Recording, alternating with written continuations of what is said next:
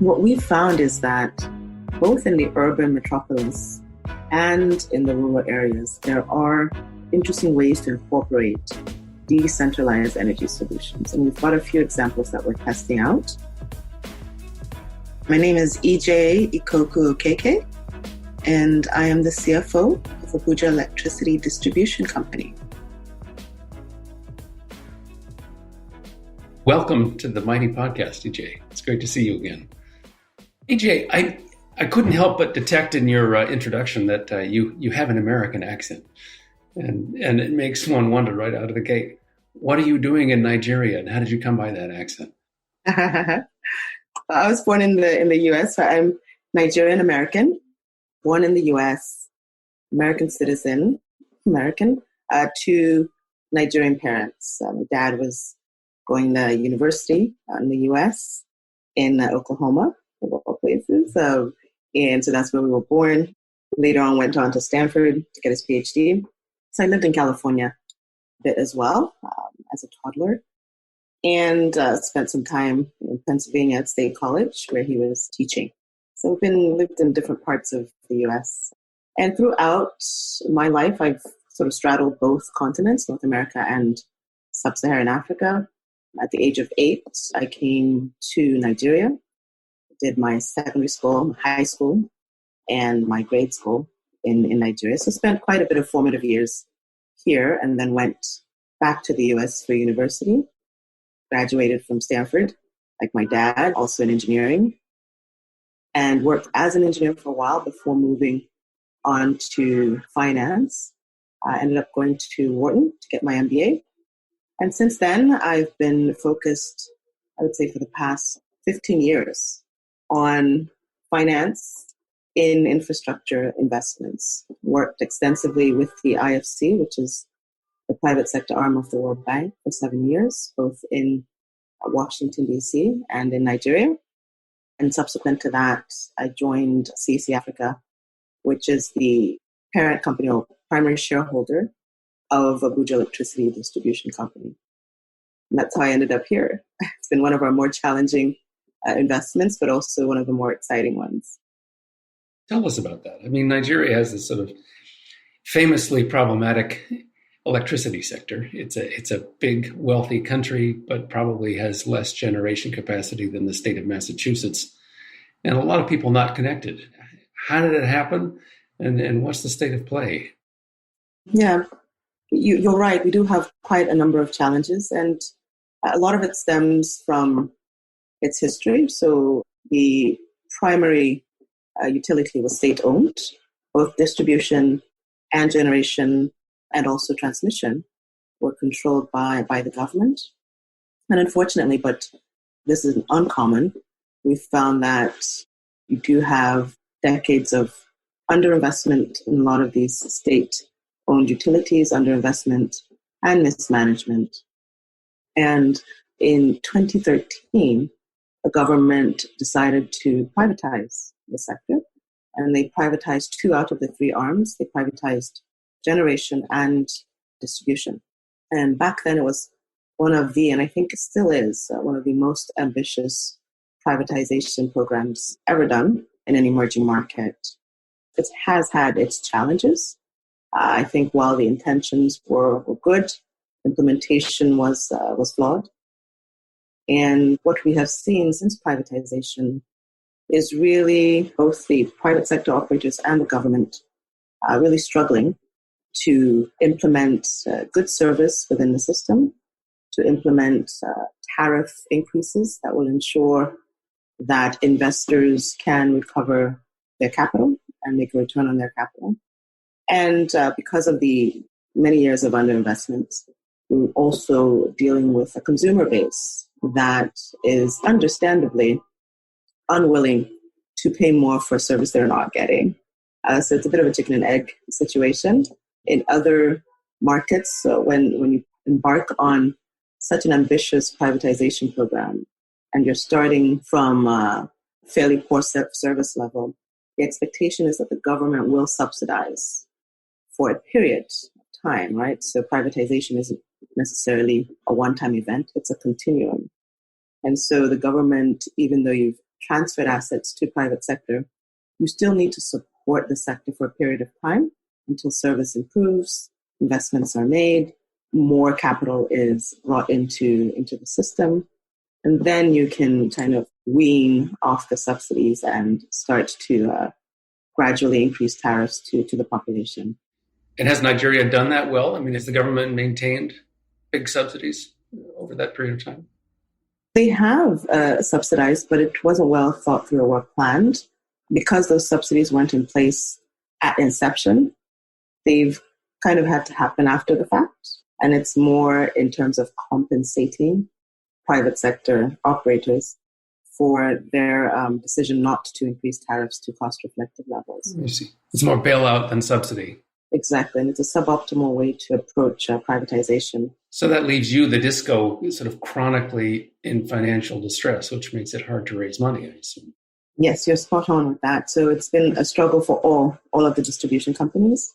They have, if not all, at least 10 out of 11 have been loss-making for at least 3 years. And it's been difficult to raise any amount of capital in that kind of environment because investors go where their money can grow, or at least be returned. So we haven't been able to raise private capital. So that's a sort of a disaster for a utility that's struggling with chronic historical underinvestment. You're now not only not able to expand the system, but I mean, you've got lingering maintenance issues that are very hard to address with no money. What's the effect of that on your operations? So as you can imagine, we had a business plan at the time of privatization where we committed to invest close to $200 million over a 4-year period to invest in metering, invest in the network, invest in the proper systems and ICT applications to help turn around the business. Now, because we haven't had cost-reflective tariffs and have been unable to raise the capital needed to deliver on the business plan, the aggregate technical and commercial and collection losses, ATC&C is what we call it, hasn't gone down as quickly as it should. We started, I can speak for ADC, we started at 60% ATC&C losses at privatization. Now we've been able to bring that down close to 40%, but that's still incredibly high, right? So for every dollar of energy that goes into the system, you're only collecting 60 cents, right? Or for every naira, you're only collecting 60 kobo. So there's huge losses in the system that can only be tackled and addressed by massive amounts of capital expenditure and investments in the company. So that has not happened over the last 6 years. However, in 2019, the government, just recognizing the importance of the power sector to really driving growth and development in the economy, recognizing the importance of distribution in the overall power sector value chain, they took a decision to focus on resetting the entire sector, and that included making distribution companies whole. So this started towards the end of 2019. Perfect. And we're just unknown to us all, COVID is coming down the road. Great. Exactly. So how did it go? So towards the end of 2019, they put together and started implementing the power sector recovery program that included subsidies for the sector. It included a well-articulated plan on how to increase tariffs over time. And what that did for the sector is that it cleared up a little bit the cloud of uncertainty that was hanging over the sector. So your regulator was now very clear on what is owed to everyone in the value chain, gencos and distribution companies historically. The regulator is also very clear on what the tariff path should be. And also the regulator asked us to update our business plans, and we all developed performance improvement plans, all the utilities.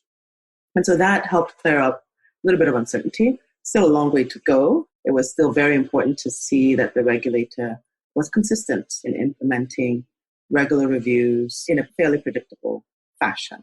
Some more normal regulation. So did that improve your ability to raise capital toward the end of the year then? Not yet. It's not a lot of time. Investors, yes, it takes decades to build up investor confidence and seconds to wipe that out. And given the history in the sector, as expected, investors were adopting a wait-and-see approach.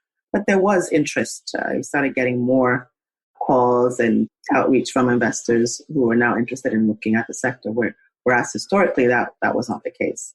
And then COVID hit, right, in early 2020, and that had an impact on, as with all operators globally, it had an impact on our operations, a negative impact. The entire sector saw revenue drop by about 40% during March and April, which was the peak of the pandemic for us. And it's since recovered. But it was quite a bit of a shock. And it did slightly throw off the recovery plan that was well put together by the government and various agencies. This is not a situation that's unique to Nigeria. I mean, I think the IEA was reporting that in 2019, 30 million households were unable to, or 2020, 30 million households were unable to pay their electricity bills across Africa, going to something like 100 million in 2021, early 2021. So, I mean, it really, really adding a lot of stress. Right. And if you can imagine as well, a lot of the commercial and industrial customers had shut down because of COVID. And so, even just the demand for power dropped because of COVID for a while. Well, that can be a good thing in Nigeria. I mean, you have an undersupplied system. I mean, it's another problem. You've got a lossy distribution system, but there also isn't enough generation out there available to you to supply your customers all day long when things are going well. We only have about 6,000 megawatts of installed capacity, and on any given day, only about 4,000 to 5,000 of that is actually being delivered. Wow. So, the stress this puts on you as a company must be outrageous, but it's also so hard for your customers, especially commercial customers, people who are trying to operate stores or factories or commercial organizations of one kind or another. So Nigeria has become famous for so-called off-grid solutions, especially diesel generation. You sometimes it feels like you step outside the door in the afternoon in Lagos and it's just diesel generation everywhere. Yeah, a thrum of unsynchronized 50-cycle generation. This is another problem for you, I assume. I mean, you've now got probably the best paying, most desirable customers in the system, the commercial customers, kind of not always buying electricity from you and struggling when they do, if it's unreliable, and you've got a real specter of defection here, and that can't be good for the future of the utility. How are you dealing with that? Yeah, you're right. We have in Nigeria more power being generated off the grid than on the grid. We talked about 4,000 to 5,000 megawatts being generated on the grid. Some argue that about 2 to 3 times that is actually generated from self-generation, right? We spend about $10 billion annually. From diesel gensets, basically. On diesel, and diesel generators, on self-generation. So we are the largest decentralized energy market, right? Yeah. It's just done in a very inefficient and unclean way. But we have been, a leader in decentralized energy for a while. That's true. I guess that does give you a certain flexibility.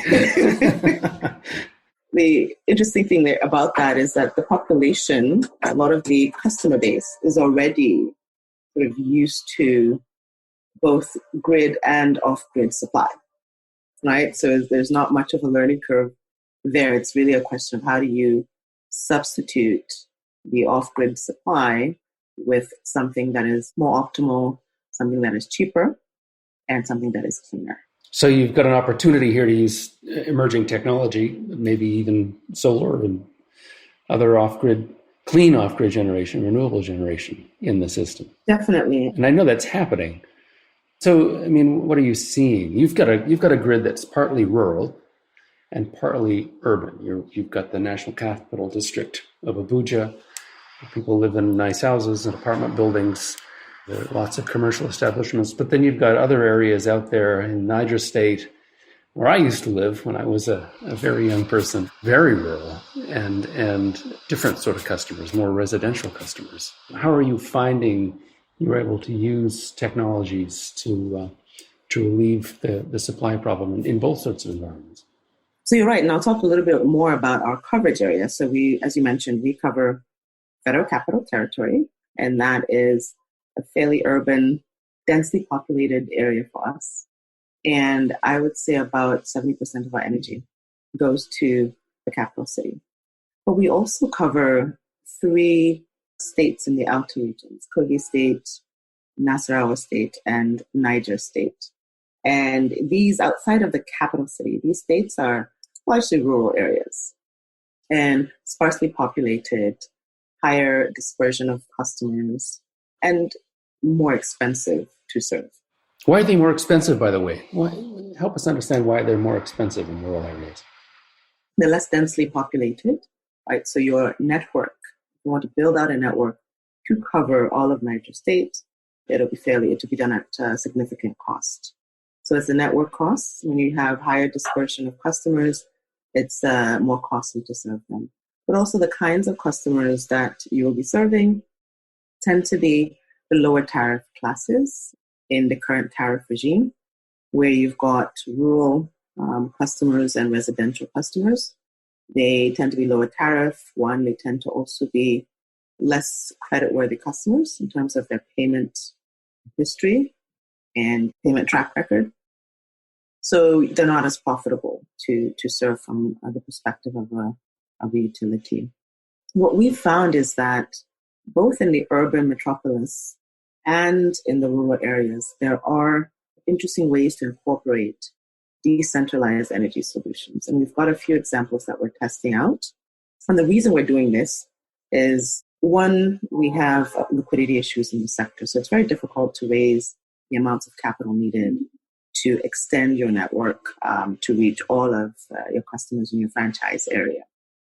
Two, the payback for a lot of these investments are not attractive. Certain areas we've calculated extending the grid, you would need a payback period of something like 25 years. If you had the capital. If you had the capital. Yeah. So here you have a cash-constrained environment, limited capital, and you've got certain areas where it's very expensive to serve. And then you also have certain areas within your urban metropolis where reliability is an issue. So you have a network there, you have an extensive network there, but because of some of the generation issues and the transmission issues and the distribution network issues, it's difficult to get power on a consistent basis to where the demand is. So you may not even be supplied at the transmission level to your substations. So that's one reason. It wouldn't be supplied sufficiently. Yeah. And then you may also encounter congestion problems within your own system, the distribution system, that isolate customers from you at certain times of day as well. I mean, when demand becomes high. I see. Precisely. And even in urban areas, you do need to make continuous investments to expand capacity. So you might have an area that is connected, but the population has grown over the last 5 years and demand has grown, but you haven't made the investments needed to send power to that population. And so you end up with undersupply and you end up with load shedding because of that. So you just have to cut off certain feeders at different times of day because the system can't handle it. Exactly. From a customer's perspective, what they see is just inconsistent supply. Mm-hmm. And for certain commercial customers, we found that they're willing to pay a premium for reliability. So they don't just want power, they want power reliably. And in certain cases, even when the grid is on, they will choose to self-generate because they can control, right, when they receive their power. And they can align that with their manufacturing process and their usage so that they don't have interruptions, right, if they have sensitive manufacturing processes or printing processes. So for a number of reasons, you have You have issues in the urban metropolis, and then you also have issues in rural areas. Now, we think that decentralized solutions could be used to address issues in both camps. Decentralized solutions other than distributed diesel generators. Exactly. Exactly. So one of the things we're looking at doing is targeting commercial and industrial clusters where reliability is an issue, where we have customers who are off-grid, not because the grid isn't available, but because it's unreliable.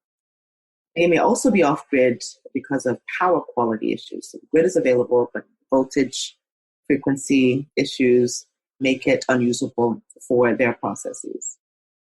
And we're aggregating these customers, so usually they're co-located in a certain geography, and we're looking at ways of investing in both the network that feeds the cluster, but also in off-grid solutions, battery, solar and battery, to provide the backup that they would need in the event that the grid is not available, or if they have issues with the quality of power from the grid. I see. So these solar and battery systems that are being added are connected to the grid then, at least at times. Yes, right? They are connected to the grid.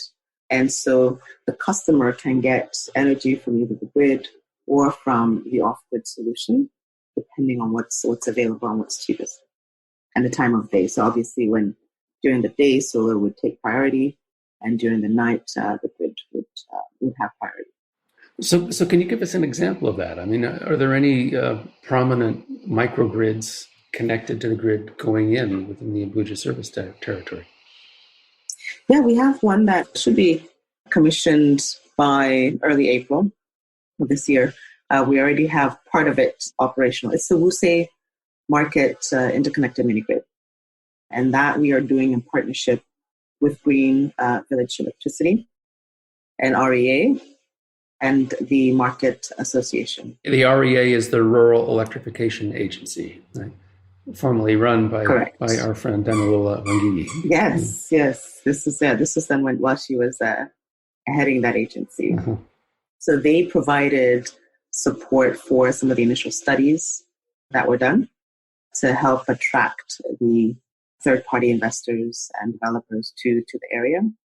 I'll tell you a bit about Wuse Market. It's the largest market in Abuja.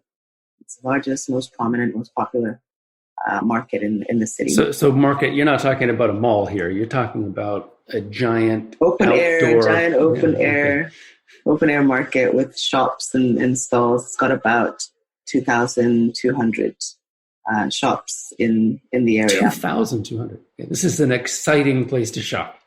Yes, and one thing you'll notice when you go there is the generators just buzzing constantly, and they're little tiny fuel generators that are noisy, they're polluting, and they're dangerous. And they're all over the market because of the unreliability of supply. So we thought, look, this is a commercial hub. These are customers that are using energy for productive use. They have the willingness and ability to pay for power, and they're not getting it. So can we combine grid power with off-grid power to give them 24/7 electricity? But you've got no capital. How are you going to do that? We don't. And that's why we had to, yes, you're right. That's why we had to structure this as an SPV with a developer operator and their investors. A special purpose vehicle, an SPV. Yes, it's a separate company that will manage this cluster and invest, bring in the needed investment for the off-grid solution and any enhancements needed on the network in the market. And they would also oversee the construction of the system and the operations. Oh, hang on now. So you are basically seeding your customers, your commercial customers, to third parties who are investing in their own generation as a way of kind of keeping them in the system. So seeding isn't the right word because they are still customers, but we are outsourcing certain aspects of service delivery to a third party. So they remain your customers? Yes, they remain ADC customers, but the GVE would now be the interface. They would be in charge of metering, billing, and collections for that cluster. they would also bring in the required investment, which was roughly about $2.5 million for a 1 megawatt system plus network investments and metering. So they're making a big investment here. They're incurring costs to do that billing and collection work. They're incurring costs to even just to pass that collected bills along to you. So that must mean that they're buying power either from their solar system or from you at cheaper than they're able to sell it. So therefore, they must be getting away with charging the end customer more than he's used to paying you. Is that right?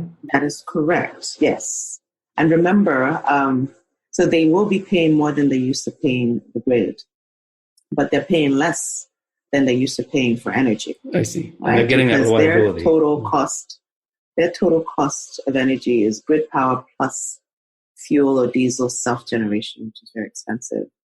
And so the value proposition here is the displacement of diesel and fuel self-generation, right? Not the displacement of grid power. Uh-huh. And the benefit to you, of course, as a utility is that you avoid that defection.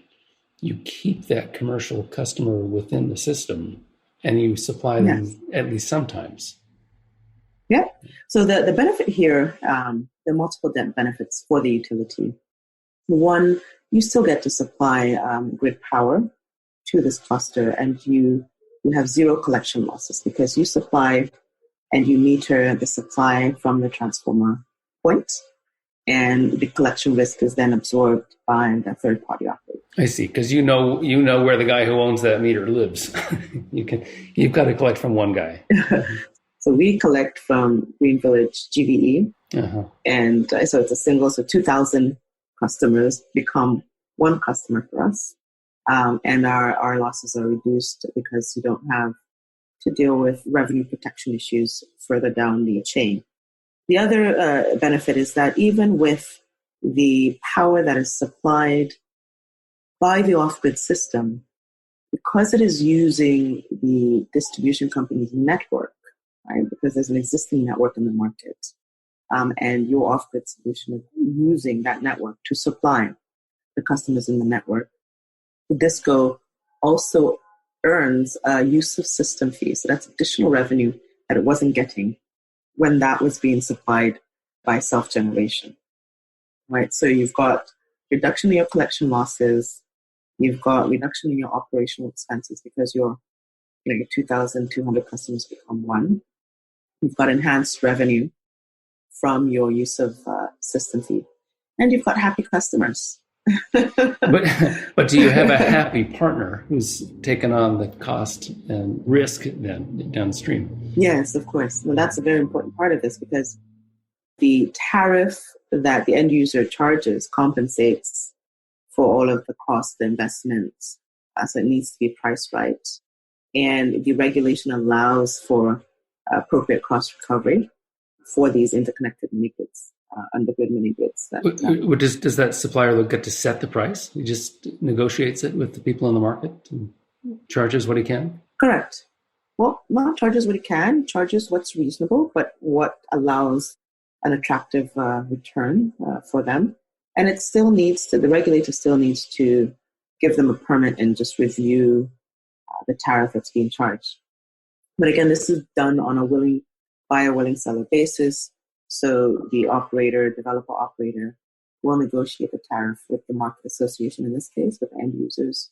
And remember, it needs to be competitive for it to be attractive. So, there are market forces that ensure that there's no price gouging in the system. I see. Any customer can always go off and turn his diesel generator back on or buy his own solar. Exactly. Yeah. And then the other thing is that the regulator still reviews it to make sure that it's fair. And I assume having the regulator involved also means that you get sort of typical regulatory provisions like equitable service. The market provider can't sell to his friends for less and his enemies for more, for example, or favor one ethnicity over another, say. Yes, there's still that end of the business is still regulated, so we still have oversight. Are the people that they're serving then looking forward to this? Is this popular? They're so excited. We have a portion of the market that is currently on, they're paying the higher tariff. They're getting 24/7, and every time we go there, they can't wait to join. We had some setbacks due to COVID, some issues with supply chain, because a number of the components and parts are imported, and so we had supply chain issues that set us back at least a year. But we're now looking at April to have it live and have it throughout the market. We do have the street lights around the market that are currently on, and we have one section of the market that is live. And one of the great things about this is, it's a great example of how provision of electricity can actually create jobs and drive wealth creation. So the market typically is open from 8 to 6.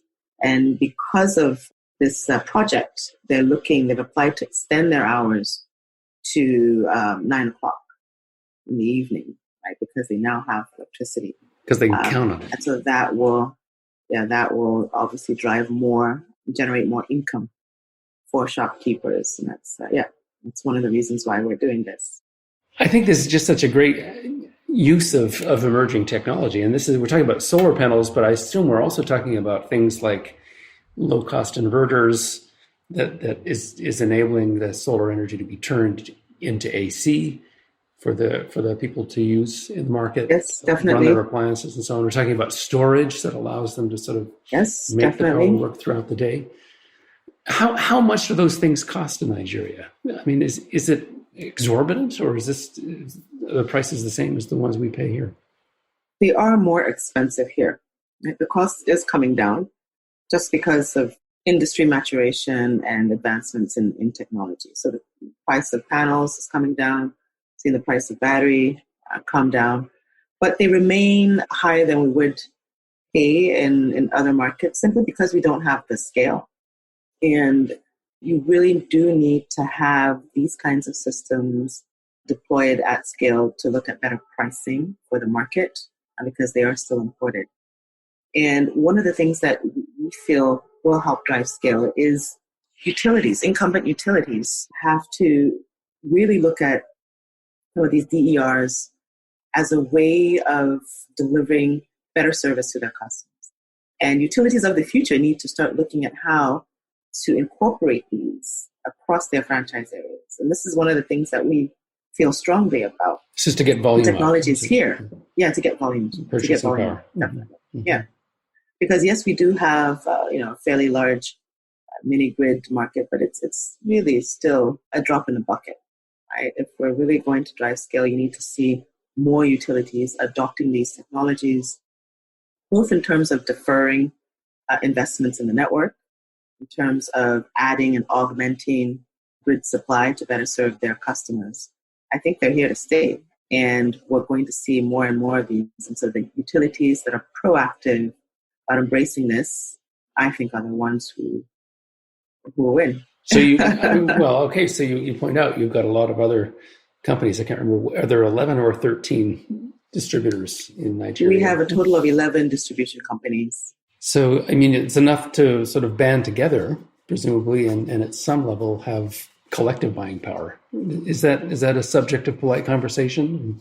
Consortium buying, in other words, to try to get prices? Unfortunately, not yet. Not yet. I think a lot of the utilities are still very much focused on their core business. We hope to be pioneers in that space. And one of the things that we're focused on is ensuring that the commercial framework that is employed, the business model that's used to incorporate these DERs, is one that creates incentives for utilities. Otherwise, you just won't see incumbent utilities adopt these technologies. And so in the project I just described, there's clearly a cost-sharing mechanism with the third-party operator and the DISCO through the use of system fee. So you have more energy flowing through your network, whether it's from the grid, generation, transmission, or from an off-grid solution. So as a utility, ideally you should be neutral, right? Right. So your costs go down because the number of units that you're supplying in the denominator gets bigger. It's bigger, right? And if you get the business model and the commercial framework right, you see a lot of utilities jump on this train. So what we're trying to do is see how we can scale this up. So we have one mini grid that's almost operational, April. Wuse. Yes, the one that will, Wuse market that will be live in April. We think we have a model that is ready for scale up. And when we look at what we think will impede or stand in the way of accelerating the deployment of these solutions, there are three things. It's the cost of these solutions, which we touched on earlier, the capital needed to support and invest in these DERs across our franchise, and the capacity, right? You do need more developer operators in the system to actually run these, to invest and construct and operate these. And what we found is that there are bottlenecks in those three areas. And we're trying to address them through a platform that we've developed and incubated here at ADC. We're calling it DESA, Distributed Energy Solutions and Strategy for ADC. And we hope to tackle those three things. So how do we create a robust pipeline, right? Not of one or two, but of 50 or 60 or 70 or 100 potential locations where DERs can be deployed in a complementary manner with the grid. So this is hundreds of megawatts at that point. Exactly. How do we then go out to the market and raise the capital needed for this? Not just the equity capital, but long-term debt capital for the underlying projects. And then how do we partner with mini grid developer operators or generation companies to deploy these with a certain set of standards? We have to have standards. We have to have procedures in place to manage all of these in our network. So if we can tackle those three C's, cost, capital, and capacity, we think we'll be prepared to scale. And that's what we're trying to do with DESA. So the future of ADC and maybe other discos in Nigeria, maybe elsewhere in Africa, maybe in India too, where I'm seeing somewhat similar things, is a utility connected to a whole bunch of partners who are supplying at times when the load is very high, basically from microgrids that have their own generation, but rely on you as well for generation at other times. It's pretty cool, actually. Yeah, and it will help us mobilize capital into the sector. It'll help us more optimally serve customers, especially rural customers, but even in certain cases, underserved peri-urban and urban customers. So I think it has tremendous application and tremendous potential. Oh, hang on now. Come back to that, though, because we've been talking about Wuse, and that's very much an urban customer. But you said that it would help you with rural customers. Tell us more about that. I thought you said those guys were too expensive to serve. Yes, they are too expensive if you're looking at extending the grid. So your typical model of reaching those customers is to build out the grid infrastructure to get to them. Now, as I explained earlier, in a lot of those cases, the payback is not attractive. It's too expensive to simply build out a grid to a rural community that doesn't have a high concentration of customers. And so what we found is that using interconnected mini-grids, either interconnected or isolated mini-grids, is a better way of reaching those customers. They tend to pay a higher tariff because the cost of serving currently the cost of those systems is still fairly high. But we're seeing those costs drop, right? So in certain rural areas, we're seeing tariffs of between 80 to 100 naira per kilowatt hour. What's that in dollars? That's about 20 cents. Okay, so that's not too far from where we are, in Boston anyway. In the urban areas, it's a slightly lower tariff. It's probably closer to 10 to 15 cents. So you will pay a slight premium, but you're doing this in a more cost-effective way, right? In a cost-efficient way, because you'll have either an isolated system with battery and solar, or an interconnected system that extends the grid through an interconnected mini-grid. And you're saying doing this within this distributed energy solutions strategy, DESA, for ADC. In other words, with partners, again, even when you have isolated microgrids or mini grids. Most definitely, because the utility is not a mini grid operator, right? That's not our specialty. So we're looking at working with partners who specialize in operating these companies and these structures. And we're looking at ways of working with them to serve underserved communities in our coverage area. So that's interesting. That's really distinctive, and it makes for a sort of a vision of an African grid that's different from the grid that we have here. One that's made up of pieces, but still sort of under the supervision of a single entity like AEDC. Yeah, and even beyond interconnected mini grids or isolated mini grids, you may even see some communities, villages, where it doesn't make sense to deploy an isolated mini grid. And you might look at solar home systems instead, right?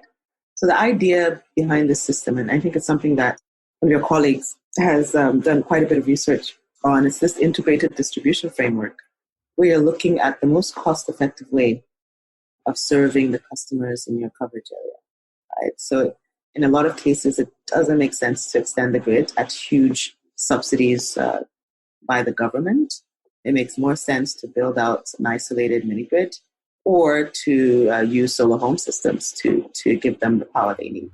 And then you get into a very different distribution model because you're providing not just electricity to those customers, but you're providing usually appliances that are paired with the system when you have a standalone sort of home system in order to get efficiency.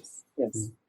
Yeah, so you look at demand side management projects as well. And efficient appliances. I wonder, we would just a couple of minutes left. I mean, here we are at MIT, and I'm always thinking about what's the technological gap. As you look at this and begin to think of DESA as a way of rehabilitating ADC and expanding it and improving service, which is very exciting, what technology barriers do you see? What needs to get cheaper? What needs to get better? What needs to come into existence in order for you to do this better? Storage. I see. The 3 S's. That is the most expensive, because I think that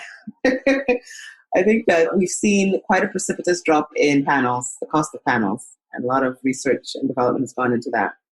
So if you look at the typical system that we would fund in an interconnected mini grid or a decentralized solution, the key driver of cost is the storage, right? It's the amount of storage that's needed. So we still think that battery prices are still quite high, and it is sort of impeding kind of the kind of progress we'd like to see, even in the adoption of solar energy across the country. Without storage, you still need to rely heavily on the grid or on other dirty sources of energy. So sometimes you do see solar projects that are complemented by diesel generation, which kind of defeats the purpose. But the reason for that is that the battery storage is still quite expensive. And the way to drive that down, and I think we've touched on some of those drivers, it's economies of scale, right? So how do we increase adoption and demand for these technologies such that you have more research and development going into it to drive down the cost, but also just based on the quantum of scale of procurements, you can get better pricing. I think a lot of the advances that we've seen in energy storage has been driven by one U.S. company, Tesla. That's true. Right? Well, I think it's true with storage generally that this enormous surge in demand from the automotive conversion from ICEs to electric cars has driven down the cost, and the electric power system is the beneficiary there, but a much smaller user so far. Yeah, and so if we can continue to drive scale in usage of these technologies, we will start to see a welcome decline in pricing.